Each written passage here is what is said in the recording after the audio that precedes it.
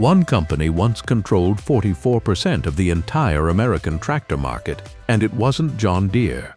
Another brand invented the closed cab, the rubber tire, and a tractor so far ahead of its time that farmers thought it was a spaceship. A third brand sold twice as many tractors as Deere in 1948 and had twice the dealer network. Every single one of them is gone today. John Deere is still standing. This is the story of 10 machines and the companies behind them that came within inches of toppling the green giant, and why every single one of them failed. Number 10. Minneapolis-Moline and the UDLX Comfort Tractor, 1938. Let's start with a tractor that was so wildly futuristic it genuinely confused the people who were supposed to buy it. In 1929, three companies, Minneapolis Steel and Machinery, Minneapolis Threshing Machine Company, and Moline Plow Company, merged to form Minneapolis-Moline. This was an enormous event in American agriculture. Overnight, the new company had a full line of tractors, implements, and farm equipment. They had manufacturing facilities in Minneapolis, Hopkins, and Moline, Illinois. They were immediately a powerhouse. And then, in 1938, they did something no one had done before. They built the UDLX Comfort Tractor. This machine had a completely enclosed steel cab. It had a heater. It had a radio. It had a cigarette lighter. It had a passenger seat, so the farmer's wife could ride along. The UDLX was designed with a high-speed gear that allowed it to travel on public roads at highway speeds. It looked less like a farm tractor and more like a vehicle from a science fiction film. In terms of operator comfort, the UDLX was a full generation ahead of anything John Deere or anyone else was building. Farmers hated it, not because it was bad. It was brilliant. The problem was price. The UDLX cost so much that the average farmer couldn't justify it during the lean years following the Depression. Most farmers had never even sat in a tractor cab before. The concept was too advanced for its time and its market, and the UDLX sold in tiny numbers. Minneapolis-Moline never recovered its momentum from that miscalculation. In 1963, the White Motor Corporation of Cleveland, Ohio, purchased Minneapolis-Moline outright. White absorbed the brand, folded it into their farm equipment division, and finally dropped the Minneapolis-Moline name entirely in 1974. The Prairie Gold tractors, once a proud American institution, were gone. The concept that Minneapolis-Moline pioneered in 1938, the closed cab tractor, would eventually become the industry standard. Every modern tractor in every field today has a cab with a heater and climate control. Minneapolis-Moline thought of it first. They just couldn't make it pay. Why they failed: visionary engineering, poor commercial timing, and inadequate capital to sustain innovation through the lean years. Being acquired by White Motor Corporation, which itself went bankrupt in 1980, sealed the fate of one of America's most creative tractor brands. Number 9. Oliver and the Hart-Parr Legacy, 1929–1976. Here is a name that deserves far more recognition than it gets: Hart-Parr. In the winter of 1901 to 1902, Charles Hart and Charles Parr built their first gas traction engine in Charles City, Iowa. Hart-Parr are credited as the first company to successfully mass-produce gas-powered traction engines in America. More importantly, a Hart-Parr sales manager is credited with coining the actual word tractor.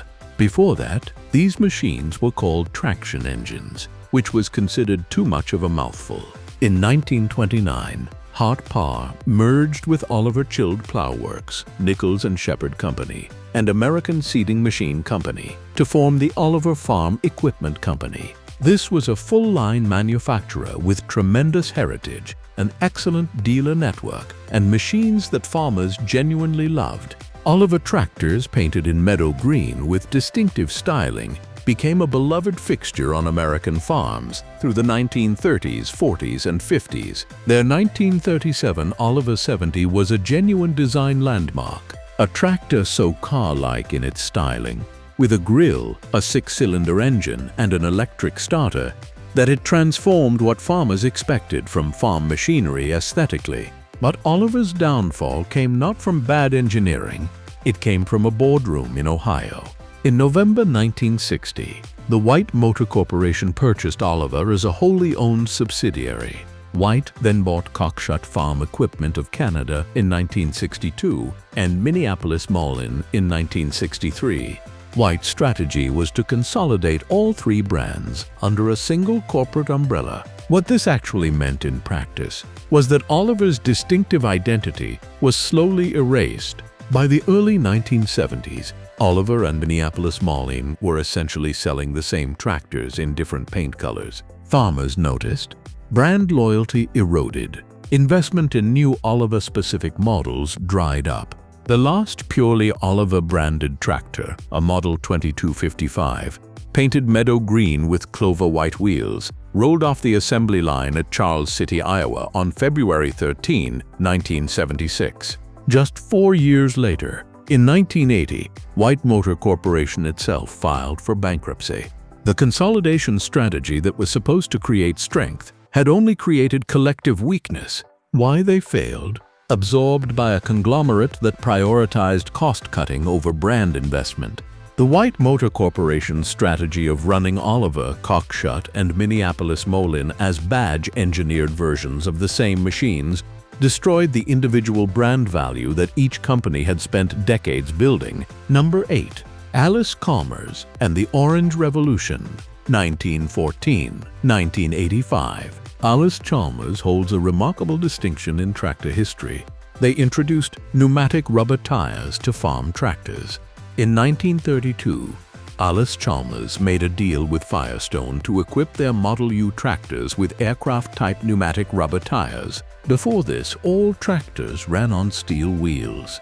The difference in ride quality and ground speed was so dramatic that Allis-Chalmers used racing driver Bonnie Oldfield to drive a rubber-tired tractor at a Kansas State fair in a publicity stunt, and the machine hit 35 miles per hour. Farmers went wild. Within a few years, rubber tires became the industry standard, and every competitor was forced to follow Allis-Chalmers' lead.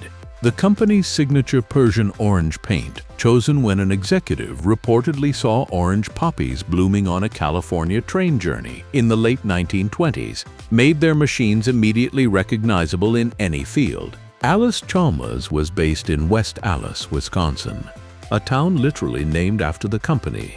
At its peak, the West Allis Works employed 17,000 workers.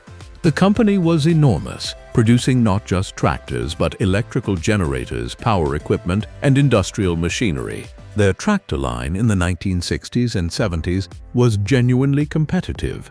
The 7000 series were popular, capable machines. Allis-Chalmers had a strong dealer network across the American Midwest. There was no obvious reason for them to fail. The problem was structural. Allis-Chalmers was a vast conglomerate spanning too many different industries, and none of those industries were dominant enough to carry the others when times got hard. The recession of the early 1980s crushed farm equipment sales across the board.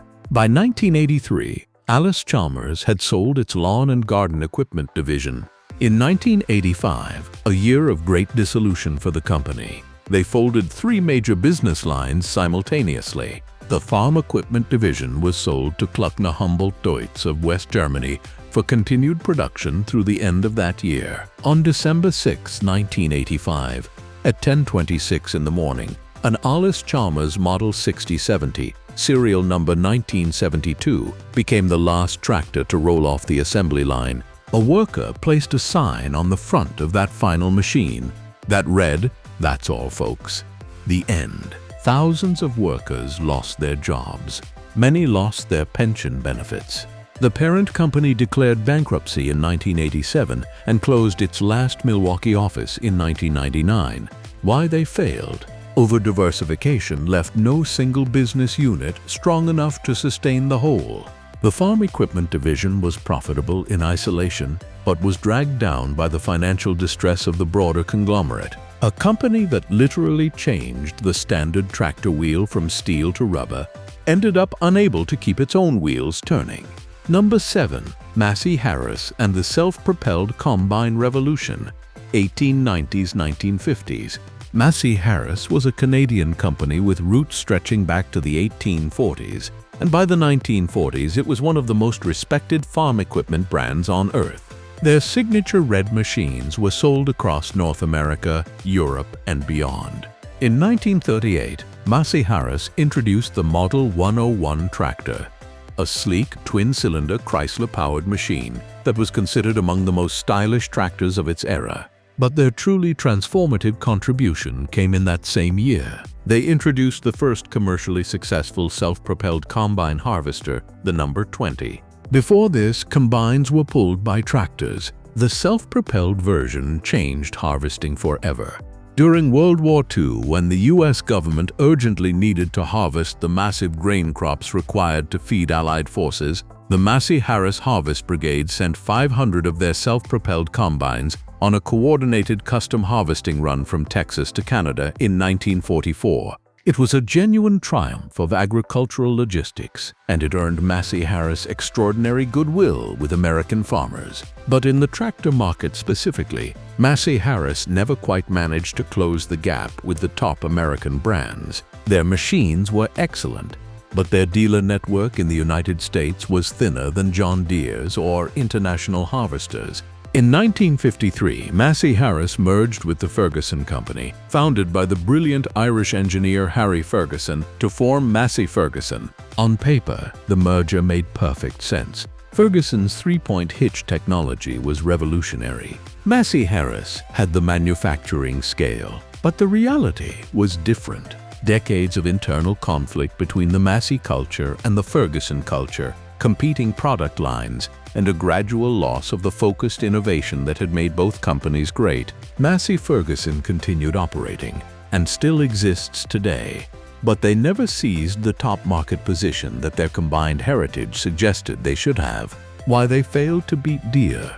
Superior harvesting technology, but an incomplete American tractor strategy. The merger with Ferguson solved some problems and created others, and the combined company never fully leveraged what either brand had built independently.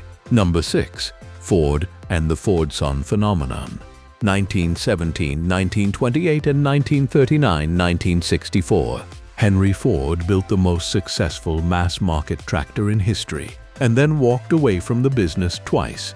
In 1917, Ford launched the Fordson tractor in the United States and Britain. Using the same mass production principles that had made the Model T automobile a revolution, Ford produced the Fordson in enormous quantities at a price point that put tractor ownership within reach of ordinary small farmers for the first time. By 1923, Fordson tractors held a staggering 76% of the American tractor market.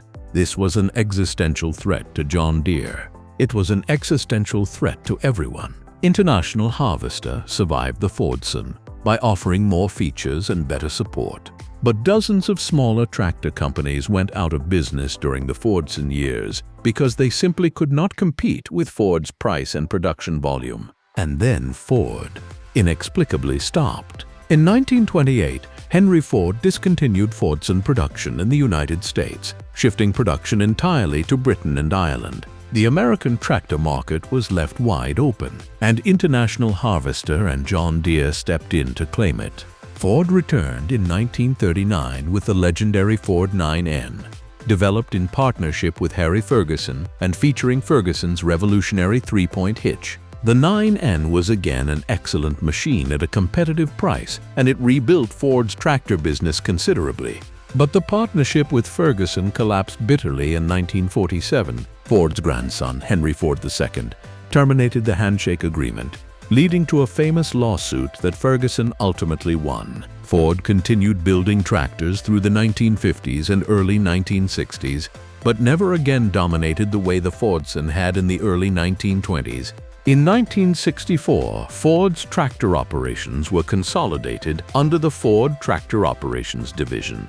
They remained a solid mid-tier competitor for decades, but the window when Ford could have permanently locked up the American tractor market, the Fordson era of the 1920s, was squandered by a corporate decision no one has ever fully explained. Ford's tractor operations were eventually sold to Fiat in 1991, becoming New Holland, now part of CNH Industrial. Ford never got close to the top again.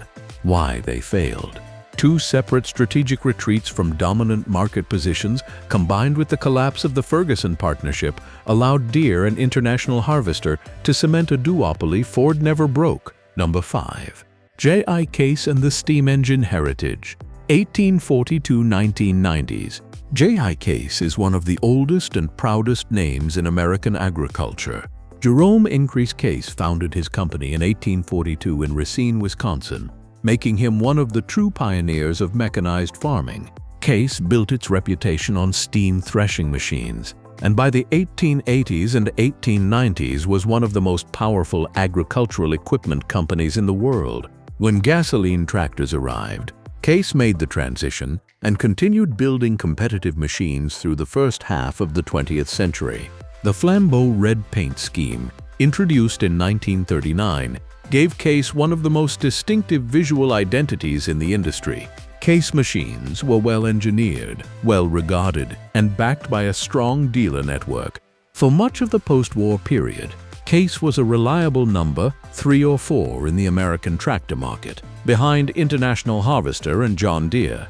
But Case never successfully challenged for the top spot on its own. Their moment of apparent triumph came in 1985. Tenneco, Case's parent company, purchased the entire farm equipment division of the collapsing International Harvester for $430 million, creating Case 1H. Overnight, Case became massive. They had farm-all heritage, dealer networks, and a combined product lineup that could theoretically challenge John Deere across every segment. The problem was integration, merging two deeply entrenched corporate cultures, one red, one Flambeau red, with overlapping product lines, competing dealer loyalties, and massive combined debt proved enormously difficult. And the agricultural recession of the 1980s was still grinding away.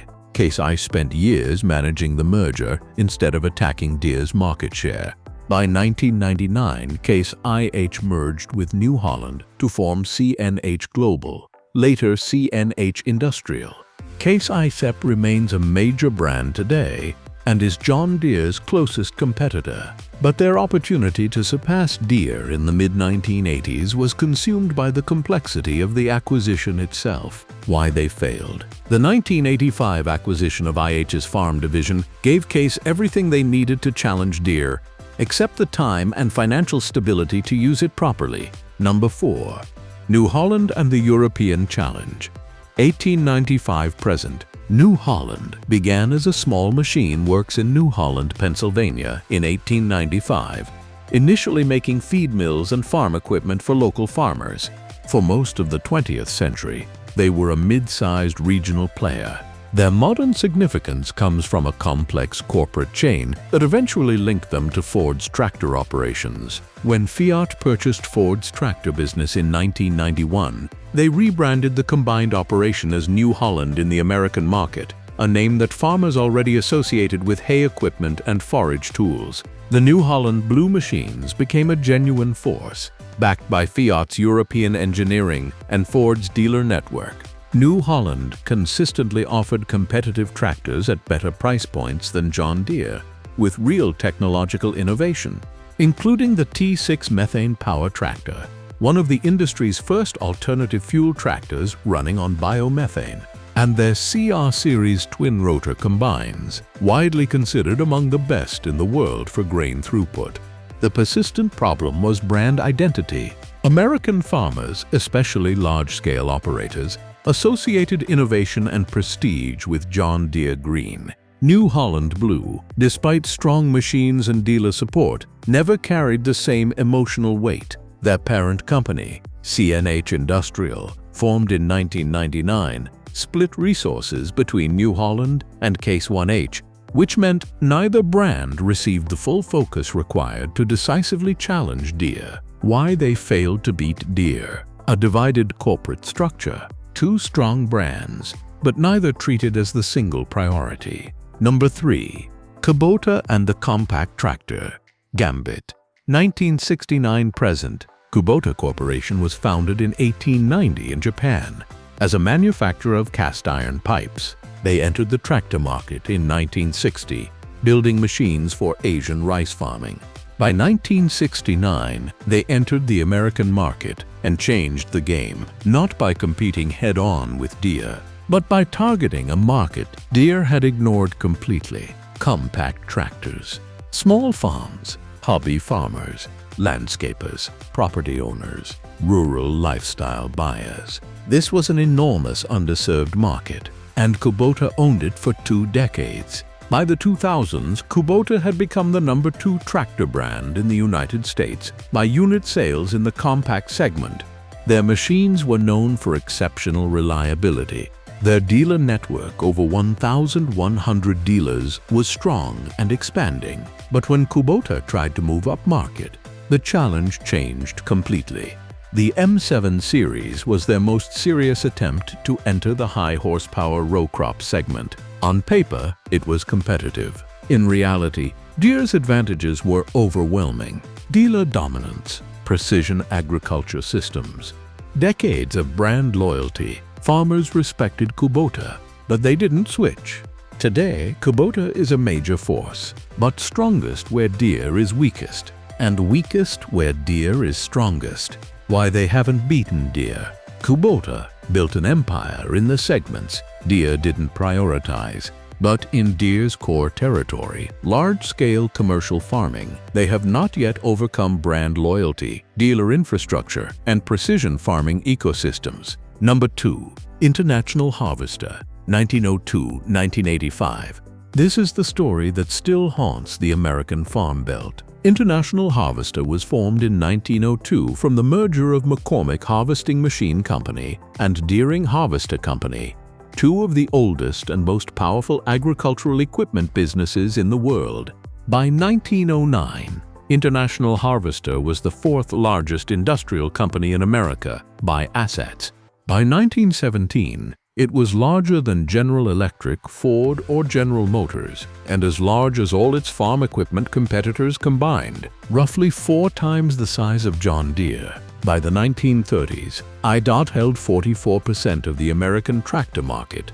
The Farm All-Tractor, launched in 1923, became the most important row crop design of its era. Between 1939 and 1953, International Harvester built 391,730 units of just one model, the Farmall H. It remains the largest production run of any single farm tractor in history. In 1948, Eichwitz was selling twice as many tractors as John Deere. They had twice the dealer network, more brand loyalty, more market share, more farmer familiarity than any tractor company had ever achieved. And then in 1958, John Deere passed them, not suddenly, but decisively. Deere's 1960 new generation tractors, especially the 4010, shocked the industry with power, comfort, and true next-generation engineering. International Harvester had been leaning on its legacy. Deere was building the future. IPE was forced into catch-up mode. And then came the collapse. In the late 1970s, a chain of disasters hit all at once. A new CEO, Archie McCardell, tried to force changes with the United Auto Workers Union. The result was a 5-month strike, one of the longest in UAW history. Factories stopped, revenue stopped, costs kept rising. Then came the 1980 grain embargo. Farm income collapsed. Tractor demand collapsed. International Harvester lost $500 million in 6 months. Debt reached $4.5 billion. By 1984, the company was out of options. In February 1985, Tenneco acquired the farm equipment division. International Harvester, once the dominant force in American agriculture, became Case 1H. The final red tractor rolled off the line in Rock Island, Illinois, on May 14, 1985. Why they failed? They relied on heritage instead of innovation. And when crisis hit, labor strikes, economic collapse, and debt, the foundation beneath them was far weaker than anyone realized. The sleeping giant never woke up. Number 1. Ford and the Ferguson system. We put Ford at number 1, not because of the Fordson, but because of what happened between 1939 and 1947. And the man at the center of it, Harry Ferguson. an Irish engineer with an almost unmatched understanding of how farm machinery should work. Ferguson developed the three-point hitch with draft control, a system that transformed tractors completely. Before Ferguson, implements could flip a tractor backward when they hit resistance. Ferguson's system sensed that resistance and automatically adjusted the depth. Safer, smarter, far more efficient. In 1938, Ferguson met Henry Ford. They talked for a few hours. They shook hands. No contract, just trust. From that handshake came the Ford-Ferguson 9N in 1939. Affordable, lightweight, powerful for its size, and equipped with the most important innovation in tractor history. It sold massively. This partnership, Ford manufacturing power and Ferguson engineering, was the most powerful combination the industry had ever seen, and it could have changed everything. But in 1947, Henry Ford II ended it. No negotiation, no warning, just over. Ferguson was left with nothing. He built his own tractors, the TE20 and TO20. Then he sued Ford for $340 million. In 1952, he settled for $9.25 million, a fraction of the claim, but proof he had been right. Ferguson merged with Massey-Harris in 1953, forming Massey-Ferguson. His invention, the three-point hitch, became the global standard used on nearly every tractor in the world today. Ford, without Ferguson, never reached its earlier dominance again. The business was eventually sold to Fiat in 1991. But the real story is what didn't happen. If Ford and Ferguson had stayed together, they would have had the technology, the scale, the pricing power, the timing, everything needed to challenge John Deere at its most vulnerable moment. Instead, a broken handshake gave Deere the time it needed, and neither Ford nor Ferguson ever fully recovered. Why they failed? Not strategy, not engineering, not market conditions, a decision, a personal one. Henry Ford II ended the most powerful partnership in tractor history, and in doing so may have handed John Deere its future. None of these companies failed because they built bad tractors. Most of them built excellent tractors. They failed because of financial mismanagement, corporate consolidation decisions, unfortunate timing, lost partnerships, and the simple failure to keep innovating at the pace Deere maintained. The green machines are still in the fields. The orange, red, yellow, and meadow green ones are mostly in museums. That's the story of the 10 tractors that almost beat John Deere. And why almost was never enough.